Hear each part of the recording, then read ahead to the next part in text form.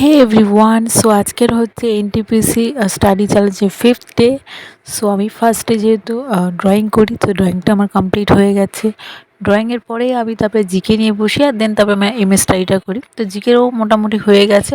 এখন আমি এডুকেশনটা নিয়ে বসেছি। আর এডুকেশনের যে এই ছকটা, যে এডুকেশন শব্দটি কোথা থেকে এসেছে বা কী ব্যাপার, এই ব্যাপারটাকে কিন্তু একটা ছক করে পড়লে কিন্তু খুব মনে থাকে। তো সেই জন্যই করছিলাম। দেন তারপরে আমাদের বাড়িতে নতুন কাঁচ লাগানো হয়েছে, সেই জন্য একটু নিচে গেছিলাম। তারপরে আমি আমার সেকেন্ড স্লট নিয়ে বসে পড়লাম, স্নান টান করে খাওয়া দাওয়া করে। তো ওই অ্যাজ ইউজুয়াল যেমন আমি রুটিনটা লিখি, সেই অনুযায়ী আমি প্রত্যেক দিন করছি 10 দিনের চ্যালেঞ্জের মধ্যে।